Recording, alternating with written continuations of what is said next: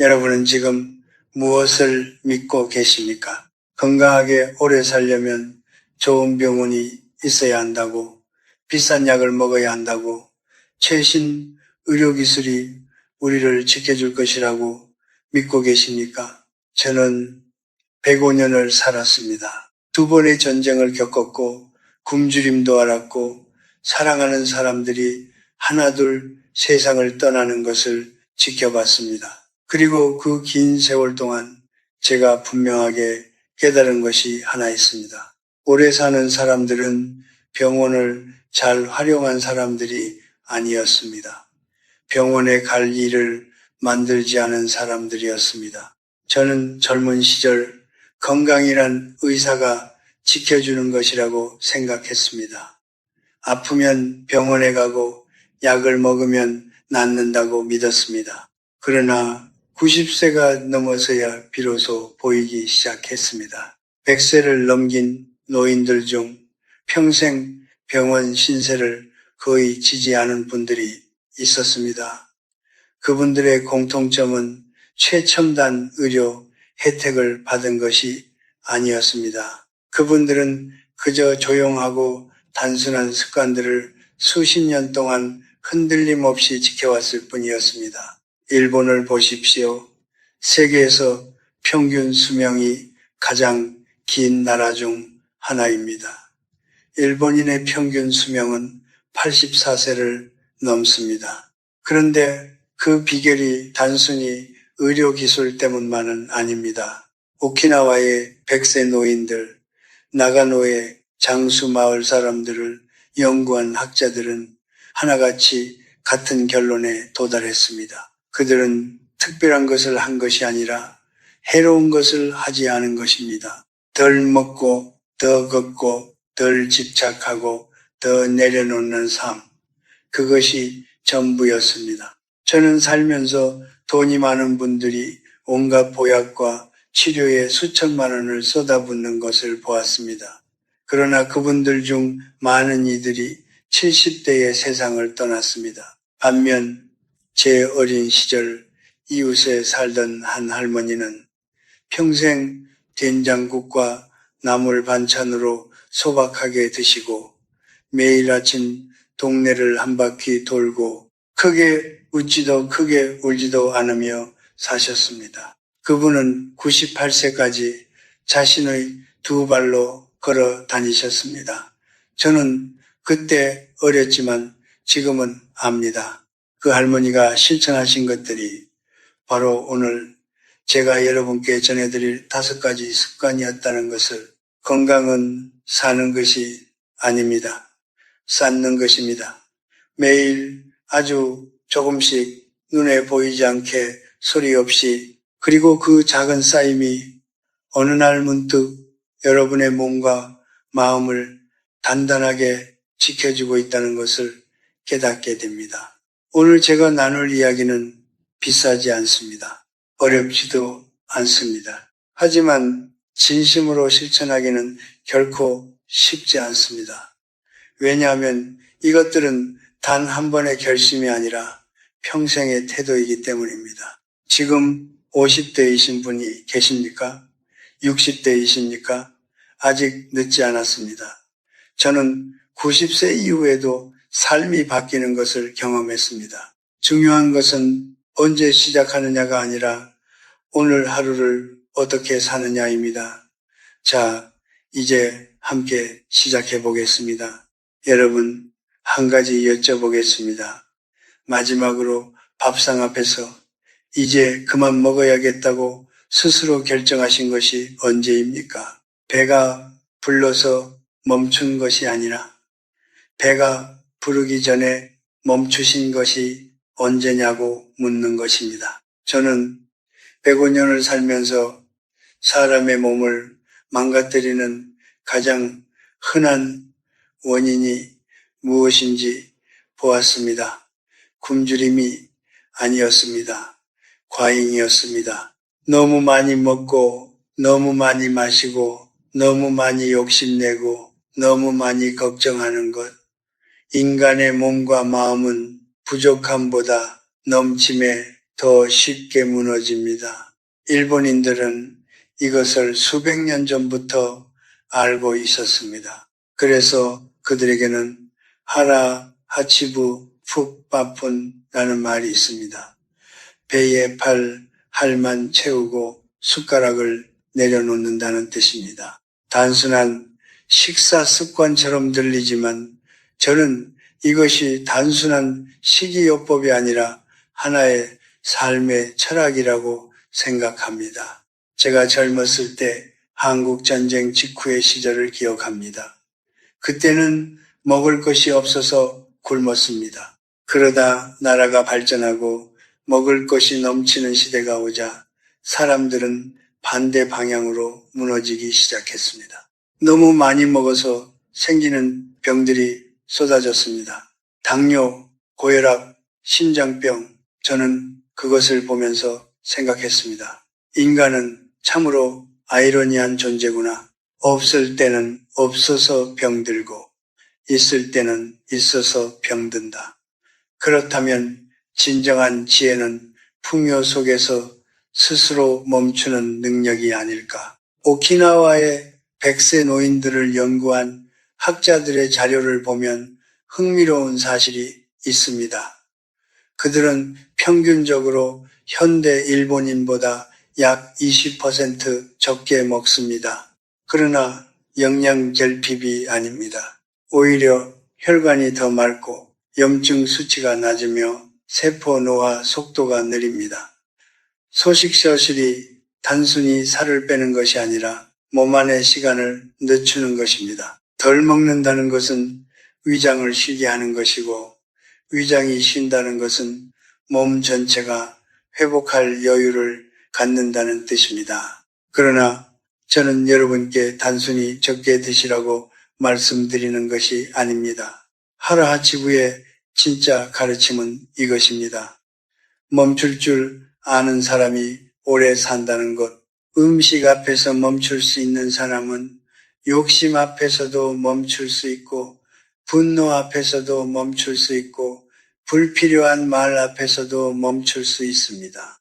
절제는 식탁에서 시작되지만 그것은 결국 인생 전체로 번져나갑니다. 저는 오랫동안 알고 지낸 한 철학자 친구가 있었습니다.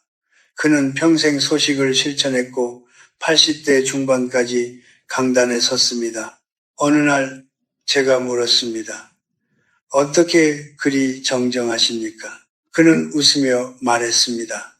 나는 한 번도 배부르게 먹어본 적이 없네. 항상 조금 아쉬운 상태로 밥상을 떠났지. 그 아쉬움이 나를 살게 했어.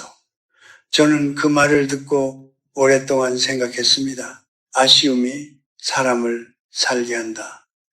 완전한 충족이 아니라 약간의 여백이 삶을 지속하게 만드는 것인지도 모릅니다. 지금 이 순간부터 한 가지만 바꿔보십시오. 다음 끼니에 배가 완전히 부르기 전에 숟가락을 내려놓아 보십시오. 처음에는 어색할 것입니다. 뭔가 부족한 느낌이 들 것입니다. 하지만 그 부족함이 바로 여러분의 몸이 쉬기 시작하는 신호입니다. 그리고 그 작은 멈춤이 쌓이고 쌓여 10년 후 여러분의 혈관을, 20년 후 여러분의 수명을 조용히 바꾸어 놓을 것입니다. 덜 채울수록 더 오래 삽니다. 이것이 100년의 세월이 제게 가르쳐준 첫 번째 진실입니다.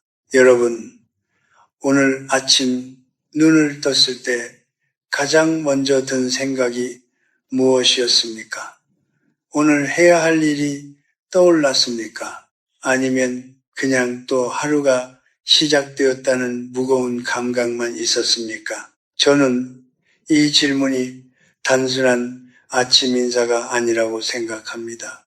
오늘 눈을 뜬 이유를 말할 수 있느냐 없느냐, 그것이 어쩌면 당신이 얼마나 더 살 수 있느냐를 결정하는 가장 중요한 질문일지도 모릅니다. 일본어에 이키가이, 성키가이라는 말이 있습니다. 직역하면 살아있는 보람, 살아야 할 이유입니다. 그런데 이 말은 거창한 인생 목표를 뜻하지 않습니다. 노벨상을 받겠다거나 위대한 유산을 남기겠다는 그런 것이 아닙니다. 이키가이는 아주 작고 소박한 것입니다. 아침에 물을 주어야 할 화분 하나, 일주일에 한 번 손자에게 보내는 편지 한 장, 매일 읽어나가는 책 한 권, 그 작은 것이 당신을 내일 아침 다시 눈뜨게 만드는 힘입니다. 저는 105년을 살면서 수많은 죽음을 목격했습니다. 전쟁터에서의 죽음도 있었고 병으로 인한 죽음도 있었습니다. 그러나 제가 가장 마음 아프게 지켜본 죽음은 따로 있었습니다. 은퇴 후 갑자기 무너진 사람들의 죽음이었습니다. 평생 회사를 위해, 가족을 위해, 사회를 위해 달려온 분들이 퇴직하는 순간 이상하게 쪼그라들기 시작했습니다. 몸이 먼저 아픈 것이 아니었습니다. 눈빛이 먼저 꺼졌습니다. 아침에 일어날 이유가 사라진 사람은 몸이 아무리 건강해도 서서히 생의 의지를 잃어갑니다. 저는 그런 분들 중 몇몇이 은퇴 후 불과 1년에서 2년 사이에 세상을 떠나는 것을 보았습니다. 의학적으로는 설명되지 않는 죽음들이었습니다. 그러나 저는 압니다. 그분들은 병으로 돌아가신 것이 아니라 이유를 잃고 돌아가신 것입니다. 일본의 장수 마을을 연구한 학자들이 밝혀낸 공통점 중 하나가 바로 이것입니다. 오래 사는 노인들은 예외 없이 자신만의 이키가이를 갖고 있었습니다. 그것이 텃밭 가꾸기든 동네 어린이들에게 옛날 이야기를 들려주는 것이든 매일 같은 시간에 같은 찻집에서 차를 마시는 것이든 크기는 중요하지 않았습니다. 중요한 것은 그것이 그 사람을 매일 아침 침대 밖으로 끌어내는 힘을 가지고 있느냐였습니다. 저는 80대에 접어들면서 이키가이에 대해 깊이 생각하게 되었습니다. 그때 저는 스스로에게 물었습니다. 나는 지금 무엇 때문에 아침마다 눈을 뜨는가? 강의도 없고 연구도 끝났고 자식들도 독립했습니다. 그때 제가 찾은 이키가이는 글쓰기였습니다. 거창한 학술 논문이 아니었습니다. 그냥 그날 하루 떠오른 생각들을 노트에 적는 것이었습니다. 누가 읽어줄 것이라는 기대도 없이 그저 생각을 문장으로 만드는 그 행위 자체가 저를 살게 했습니다. 그리고 그 노트들이 훗날 제가 많은 분들 앞에서 강연을 이어갈 수 있는 씨앗이 되었습니다. 이키가이는 찾는 것이 아닙니다. 만드는 것입니다. 기다리면 오지 않습니다. 오늘 아침 아무리 작아도 좋으니 한 가지를 정해보십시오. 내일 아침 일어나서 가장 먼저 하고 싶은 것 하나, 그것이 무엇이든 상관없습니다. 누군가에게 전화를 걸고 싶다면 그것이 이키가이입니다. 창가에 앉아 햇볕을 느끼고 싶다면 그것이 이키가이입니다. 어제 읽다 멈춘 책을 오늘 계속 읽고 싶다면 그것이 이키가이입니다. 저는 오랫동안 행복이 무엇인지 찾아 헤맸습니다. 그리고 100년이 지나서야 알았습니다. 행복은 도달하는 것이 아니라 매일 아침 일어나고 싶은 이유가 있다는 것, 바로 그 상태입니다. 살아야 할 이유가 있는 사람은 쉽게 무너지지 않습니다. 병이 와도, 외로움이 와도, 상실이 와도 이유가 있는 사람은 다시 일어납니다. 오늘 여러분의 이키가이는 무엇입니까? 그것이 아무리 작아도 그것이 당신의 심장을 뛰게 하는 진짜 이유입니다. 여러분, 마지막으로 아무 목적 없이 그냥 걸어보신 것이 언제입니까? 어딘가에 가기 위해서가 아니라 그냥 걷기 위해서 걸으신 것이 언제였습니까? 우리는 언제부터인가 걷는 것을 이동수단으로만 생각하게 되었습니다. 목적지가 있어야 걷고, 운동앱을 켜야 걷고, 누군가와 함께여야 걷습니다. 그러나 제가 105년을 살면서 깨달은 것은 걷는다는 행위 그 자체가 이미 하나의 완전한 목적이라는 것입니다. 일본의 장수 노인들을 연구한 자료들을 보면 공통적으로 등장하는 습관이 하나 있습니다. 매일 아침 산책입니다. 특별한 운동복이 필요한 것도 아니고 헬스장 회원권이 필요한 것도 아닙니다. 그냥 문을 열고 나가서 걷는 것입니다.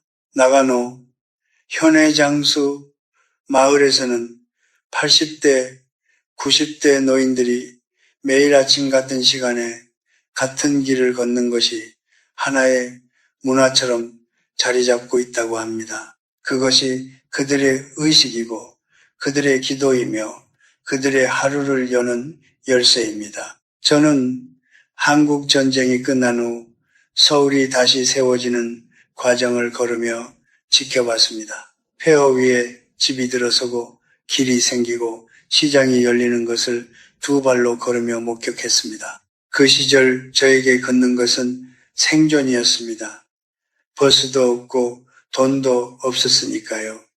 그런데 나이가 들면서 걷기는 전혀 다른 의미를 갖게 되었습니다. 걷는 동안 생각이 정리되고 감정이 가라앉고 어제의 무게가 조금씩 가벼워지는 것을 느꼈습니다. 몸이 움직이면 마음도 움직입니다. 발이 땅을 딛는 리듬이 심장의 리듬과 맞닿아 전신이 하나의 조화로운 흐름 속에 놓이게 됩니다. 의학적으로도 걷기는 놀라운 효과가 있습니다. 하루 30분의 걷기가 혈당을 낮추고 혈압을 안정시키며 치매 발병 위험을 줄인다는 연구 결과들이 있습니다. 그러나 저는 숫자보다 더 중요한 것을 말씀드리고 싶습니다. 걷는 사람은 세상과 연결되어 있습니다. 바람을 느끼고 나뭇잎 소리를 듣고 이웃의 얼굴을 마주칩니다. 방 안에 갇혀 있는 사람은 세상이 자신을 잊어버린다고 느끼지만 걷는 사람은 여전히 세상의 일부라는 것을 몸으로 압니다.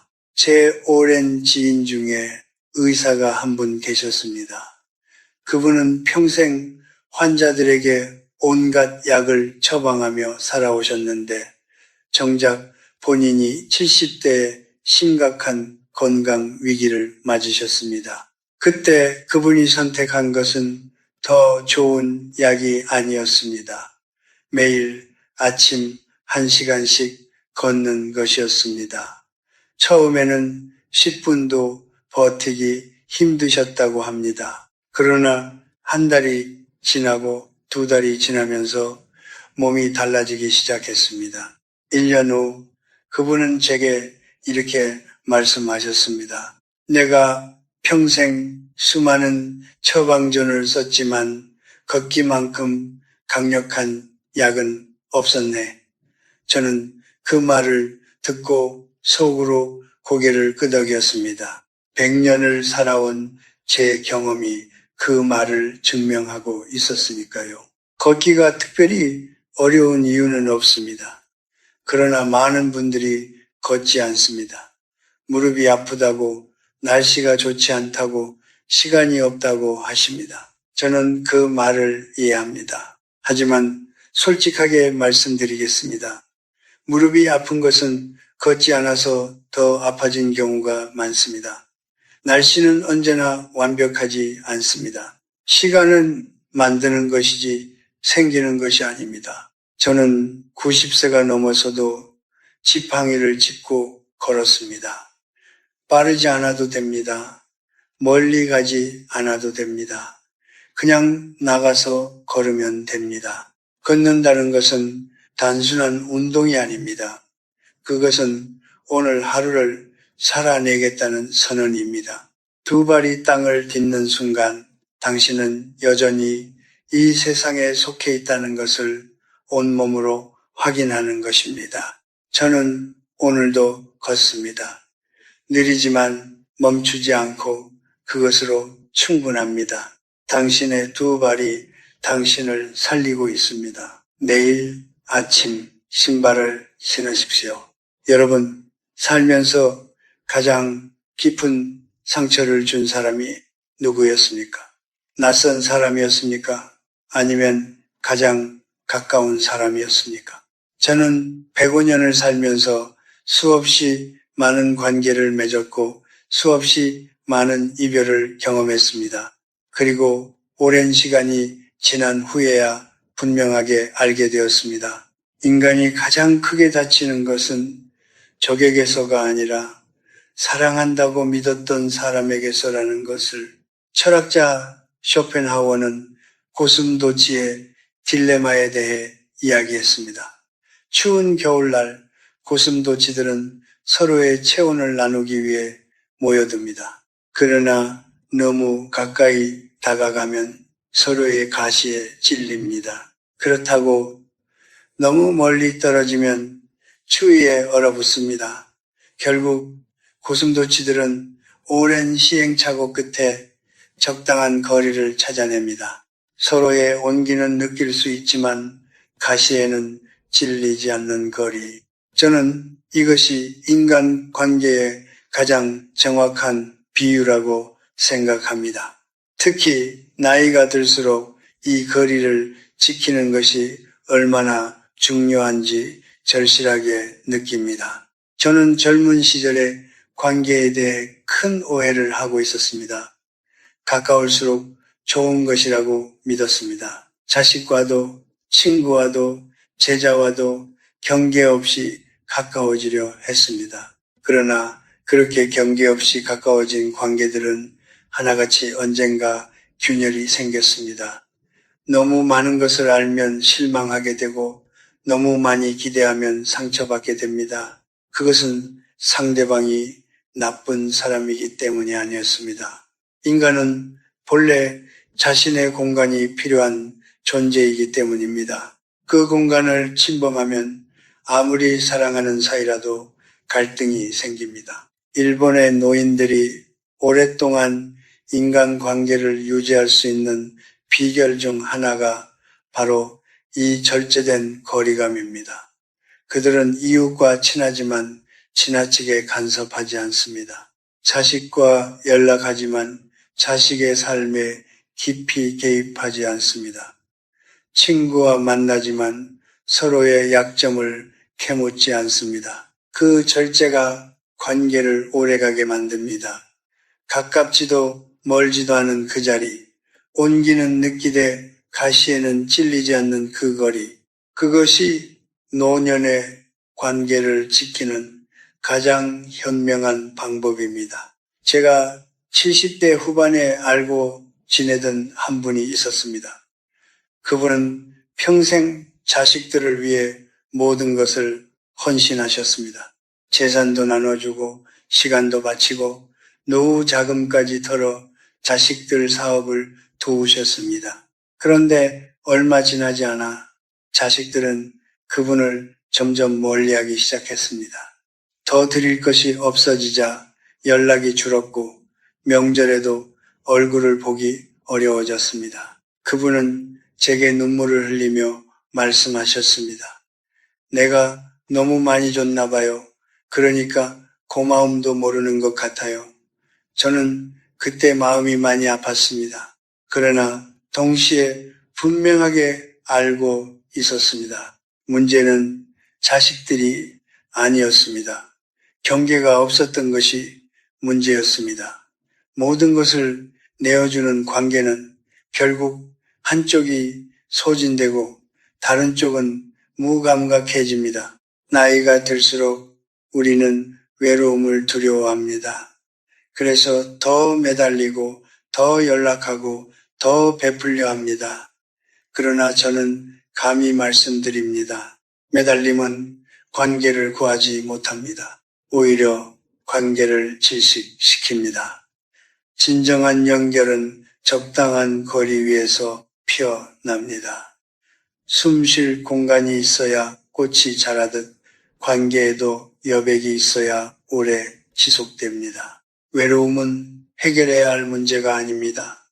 외로움은 견뎌야 할 감각입니다. 그리고 그 외로움을 견딜 수 있을 때 비로소 우리는 관계에 매달리지 않고 관계를 즐길 수 있게 됩니다.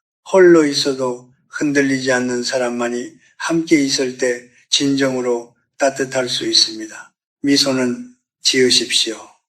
그러나 모든 것을 보여주지는 마십시오.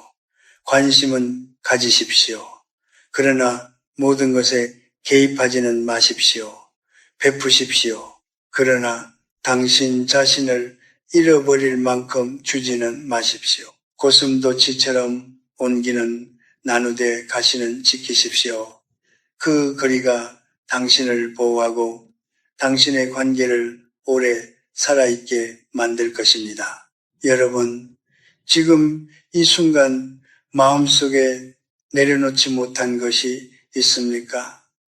오래전에 받은 상처인데 아직도 가끔 떠오르는 것이 있습니까? 이미 지나간 일인데 다시 생각할 때마다 가슴이 조여오는 것이 있습니까? 저는 105년을 살면서 수많은 것을 잃었습니다. 친구를 잃었고 가족을 잃었고 시대를 잃었습니다. 전쟁 중에는 살아남은 것 자체가 죄스러울 만큼 많은 것들이 무너져 내렸습니다. 그 모든 상실 앞에서 저를 버티게 해준 것은 강한 의지도 아니었고 대단한 믿음도 아니었습니다. 그것은 단 3글자였습니다. 어쩔 수 없다. 일본어로 쇼가나이, 스판가나이라고 합니다. 직역하면 방법이 없다.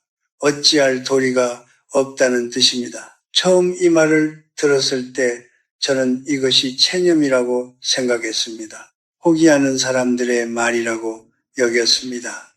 그러나 오랜 세월이 지나고 나서야 비로소 알았습니다. 쇼가나이는 포기가 아니었습니다. 그것은 받아들임이었습니다. 내가 바꿀 수 없는 것에 더 이상 에너지를 소모하지 않겠다는 가장 성숙한 결단이었습니다. 인간이 소모하는 감정 에너지의 대부분은 2가지에서 옵니다. 하나는 이미 지나간 일에 대한 후회이고 다른 하나는 아직 오지 않은 일에 대한 두려움입니다. 과거와 미래. 그런데 생각해 보십시오. 과거는 이미 끝났습니다. 아무리 후회해도 되돌릴 수 없습니다. 미래는 아직 오지 않았습니다. 아무리 걱정해도 막을 수 없는 것들이 있습니다. 그렇다면 우리에게 실제로 주어진 것은 오직 지금 이 순간뿐입니다. 쇼가나이는 바로 이 진실을 받아들이는 태도입니다. 지나간 것은 지나간 것으로, 올 것은 올 것으로 두고 지금 내가 할 수 있는 것에만 집중하는 것. 저는 한국전쟁 당시 아끼던 제자를 잃었습니다. 총명하고 성실한 청년이었습니다. 앞날이 창창했는데 전쟁이 그 모든 것을 앗아갔습니다. 저는 오랫동안 그 죽음을 받아들이지 못했습니다. 내가 조금 더 일찍 피난을 권했더라면, 내가 다른 결정을 했더라면 하는 생각이 수년간 저를 괴롭혔습니다. 그러나 어느 날 새벽 홀로 앉아 생각했습니다. 내가 이 고통을 평생 안고 산다고 해서 그 청년이 돌아오는가?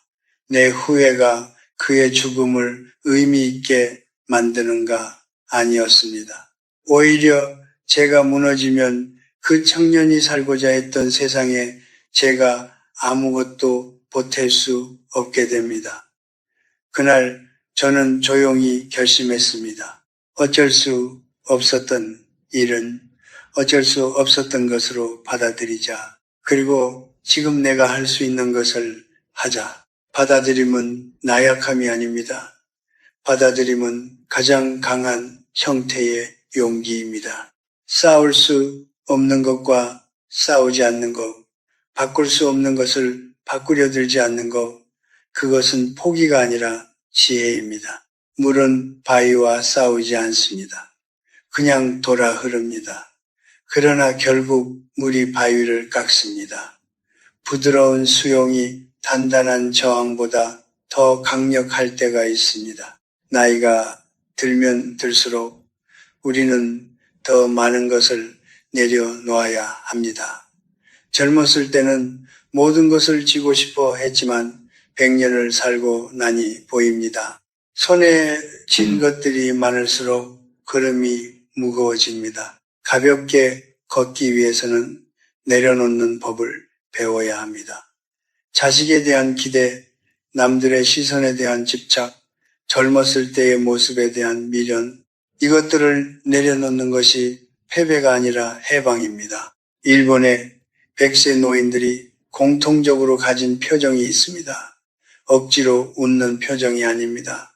그렇다고 슬픈 표정도 아닙니다. 잔잔하고 고요한 표정입니다. 폭풍이 지나간 자리처럼 모든 것을 겪고 난 후의 평온함. 저는 그 표정이 쇼가나이를 몸으로 살아낸 사람들의 얼굴이라고 생각합니다. 싸워야 할 것과 싸우고 내려놓아야 할 것은 내려놓고 지금 이 순간을 조용히 살아내는 사람들의 얼굴. 여러분, 지금 마음속에 내려놓지 못하고 있는 것이 있다면 한번 물어보십시오. 내가 이것을 붙잡고 있는 것이 나를 더 나은 곳으로 데려가고 있는가? 만약 그렇지 않다면 오늘 조용히 이렇게 말해 보십시오. 어쩔 수 없었다. 그것으로 충분하다. 그 한마디가 당신의 어깨를 조금 가볍게 만들어줄 것입니다. 그리고 가벼워진 어깨로 더 오래, 더 평안하게 걸어갈 수 있을 것입니다. 받아들이는 사람이 가장 오래 삽니다. 이것이 100년의 세월이 제게 가르쳐준 가장 조용하고 가장 강력한 진실입니다. 여러분, 오늘 저는 여러분께 5가지 이야기를 드렸습니다. 배가 80%일 때 숟가락을 내려놓는 것, 매일 아침 눈을 뜰 이유를 하나 갖는 것, 신발을 신고 문 밖을 나서는 것, 가깝지도 멀지도 않은 거리에서 사람을 대하는 것, 그리고 어쩔 수 없는 것 앞에서 조용히 고개를 끄덕이는 것, 이 5가지는 값비싼 약이 아닙니다. 유명한 병원의 처방전도 아닙니다. 누구나 알고 있지만 아무나 실천하지 않는 것들입니다. 저는 105년을 살면서 단 한 번도 건강이 당연한 것이라고 생각한 적이 없습니다. 매일 아침 눈을 뜰 때마다 오늘 하루가 선물이라고 생각했습니다. 그리고 그 선물을 어떻게 쓸 것인가를 매일 조용히 스스로에게 물었습니다. 거창한 계획이 아니었습니다. 오늘 조금 덜 먹을 것인가? 오늘 조금 더 걸을 것인가? 오늘 누군가에게 따뜻한 말 한마디를 건넬 것인가? 그 작은 질문들이 쌓여서 지금의 저를 만들었습니다. 일본인들이 오래 사는 것은 유전자 때문이 아닙니다. 기후 때문도 아닙니다. 물론 그런 요인들이 전혀 없다고 할 수는 없지만 진짜 이유는 따로 있습니다. 그들은 삶을 대하는 태도가 다릅니다. 서두르지 않습니다. 과하지 않습니다. 작은 것에서 기쁨을 찾습니다. 불필요한 것을 버립니다. 그리고 어쩔 수 없는 것 앞에서 에너지를 낭비하지 않습니다. 그 태도가 몸에 배어 습관이 되고 그 습관이 쌓여 수명이 됩니다. 저는 지금 이 글을 읽고 계신 여러분이 몇 살이신지 모릅니다. 40대이실 수도 있고 60대이실 수도 있고 어쩌면 70대 후반이실 수도 있습니다. 그러나 나이는 중요하지 않습니다. 제가 분명히 말씀드릴 수 있는 것은 지금 이 순간이 여러분 인생에서 가장 이른 시작점이라는 것입니다. 10년 전에 시작했더라면 더 좋았겠지만 10년 후보다는 오늘이 훨씬 낫습니다. 오늘 하루 이 5가지 중 단 하나만이라도 마음에 새기신다면 그것으로 충분합니다. 하루아침을 기억하십시오. 오늘 저녁 밥상 앞에서 배가 완전히 부르기 전에 숟가락을 내려놓아 보십시오. 이키가이를 찾으십시오. 내일 아침 눈을 떴을 때 가장 먼저 하고 싶은 것 하나를 오늘 밤 마음속에 정해두십시오. 걸으십시오. 멀리 가지 않아도 됩니다. 그냥 문을 열고 나가서 바람을 한번 느껴보십시오. 거리를 지키십시오. 사랑하는 사람에게도 숨 쉴 공간을 주십시오. 그것이 관계를 오래 살아있게 합니다. 그리고 내려놓으십시오. 오래 붙잡고 있던 후회 하나, 오래 품고 있던 걱정 하나를 오늘 조용히 내려놓아 보십시오. 저는 여러분께 완벽한 삶을 약속드리지 않습니다. 병 없는 삶도 상처 없는 삶도 약속드릴 수 없습니다. 삶은 본래 그런 것이 아니니까요. 삶에는 반드시 아픔이 있고 상실이 있고 외로운 밤이 있습니다. 그러나 오늘 제가 드린 이 5가지 습관은 그 아픔을 없애주지는 못하더라도 그 아픔을 견디는 힘을 조금씩 길러줄 것입니다. 넘어져도 다시 일어날 수 있는 몸을, 흔들려도 다시 고요해질 수 있는 마음을, 잃어도 다시 찾을 수 있는 이유를 만들어 줄 것입니다. 100년을 살고 나서 제가 내린 결론은 단순합니다. 행복은 크고 화려한 것이 아닙니다. 행복은 오늘 하루를 어제보다 조금 더 가볍게 살아내는 것입니다. 건강은 병원이 지켜주는 것이 아닙니다. 건강은 매일 아침 내가 스스로 선택하는 작은 습관들이 지켜주는 것입니다. 그리고 그 선택들이 쌓이고 쌓여 어느 날 문득 당신은 오래되었지만 여전히 단단한 나무 한 그루가 되어 있을 것입니다. 삶은 요란한 축제가 아닙니다. 삶은 조용한 계속입니다.